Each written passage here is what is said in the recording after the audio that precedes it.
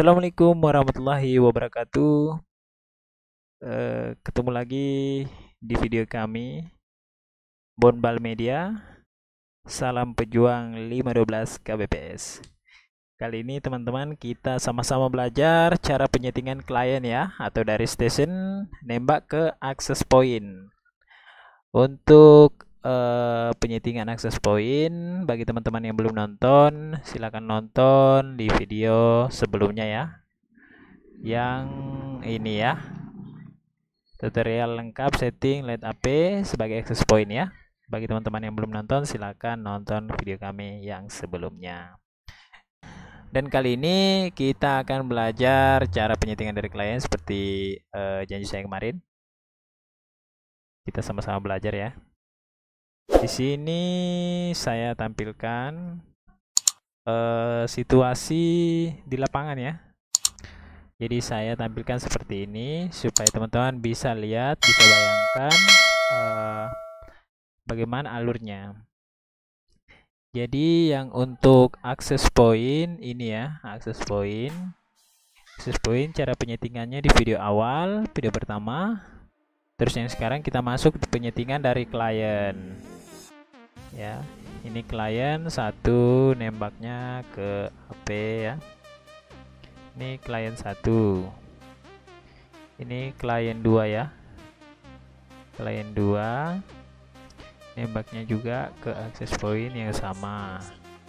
Klien ketiga nembaknya juga ke access point ya. Jarak antara klien 2 dengan klien 3 cukup jauh. Jarak antara klien 1 ke access point itu sekitar 1,5 ya, 1,5 kilo. Kalau klien kedua ini sekitar 1,8 ya, sama dengan klien ketiga. Cukup jauh ya antara ini, jarak klien kedua dengan ketiga ini, jarak antara klien jarak 2 kilo. Dan di sini saya recommended banget buat satu access point, yaitu LED AP M5 sebagai access pointnya. Oke teman-teman, mungkin dari sini sudah paham ya. Kalau belum paham atau ada yang kurang jelas dari penjelasan saya, bisa ditanyakan di kolom komentar. Oke, langsung saja kita eksekusi. Pertama seperti biasa kita masuk di browser. Kita langsung masukkan IP ya. Di video sebelumnya kan kita sudah belajar cara penyetingan IP agar bisa mengakses alat. Dan kalau alat baru atau defaultnya itu 192.168.1.20 ya. Nah, dan kebetulan saya di sini sudah menyeting ya. Jadi saya masukkan IP saya nih. Oke, seperti biasa langsung kita login. Oke, sudah masuk ya. Ini access pointnya ya, access point yang kita setting kemarin. Kita langsung ke klien. Oke, login.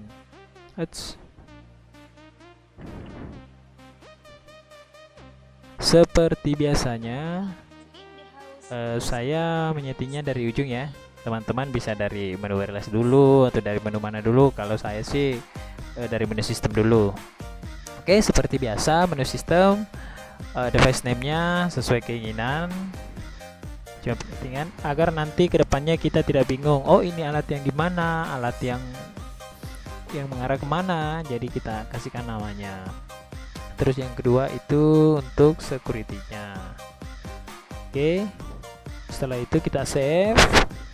Lanjut ke menu service. Gini-gini aja ya. Terus next ke network ya seperti biasa. Menu di sini kita masih menggunakan bridge karena sistemnya masih melewati apa ya, seperti jembatan ya. Saya jelaskan sedikit di sini. Kalau dari klien ya, kalau bridge nah seperti ini. Di sini masih ada AP access point untuk ke rumah. Sini masih ada akses point untuk ke rumah ya. Jadi settingan untuk stationnya kita masih menggunakan bridge ya. Oke. Kalau routernya ini settingan routernya seperti ini ya. Kalau router nanti routernya kita akan bahas di klien pertama ya, karena ini langsung rumah, akses internet langsung di rumah ya. Oke, untuk simpelnya, untuk konfigurasi modenya kita pilih simple seperti biasa. Di menu IP, pengaturan IP kita masukkan sesuai yang telah kita atur ya, yang kita inginkan. Atur IP agar tidak pusing ketika mencari IP perangkat nantinya atau alat. Kalau di HCP takutnya nanti kita pusing nyari IP-nya apa ya, karena ini IP yang direkomendasikan oleh perangkat tersebut. Jadi kita hanya bisa melihat di discovery-nya. Kemudian kita save. Nah, kita pilih ke menu wireless. Perbedaannya yang paling mencolok antara access point dan station di menu wirelessnya ya. Di sini menu access point dimatikan ya. Kita matikan menu access point. Ketika access point kita point modenya aktif, maka di station juga harus aktif. Apalagi kita kalau menggunakan 80 MHz ya. Di menu SSID ini kita select untuk scan SSID atau pemancar yang telah kita setting. Oke, di sini sudah muncul ya, point barat ya. Kemudian kita select. Ketika sudah muncul, di sini kita bisa lihat sinyal ya, berapa sih sinyal yang dia dapat antara klien ke access point. Di sini kita mendapatkan sinyal 59 ya, cukup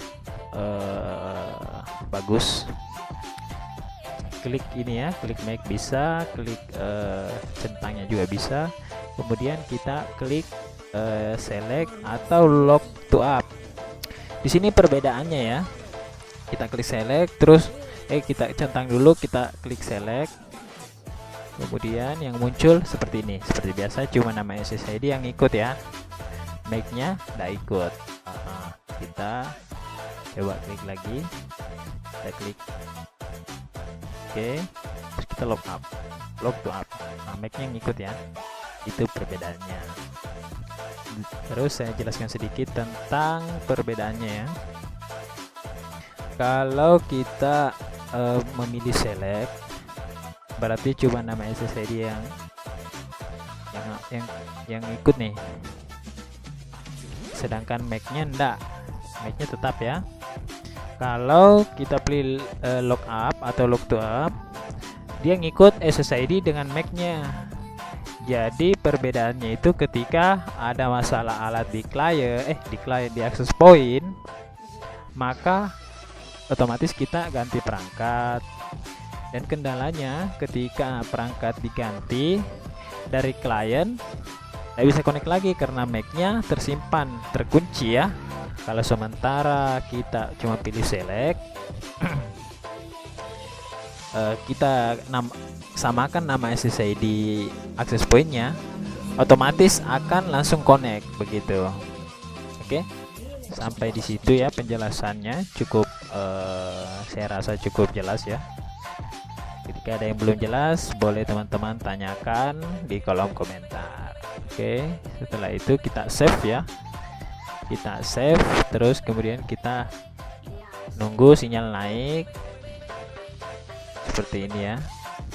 Ya, dari ini sinyal dari HP-nya ya, ini sinyal dari klien, cukup seimbang ya, 5958, dan bisa dilihat bisa melewatkan data 115 fps ya. Kita lihat sini ya, bisa melewatkan data 100 Mbps.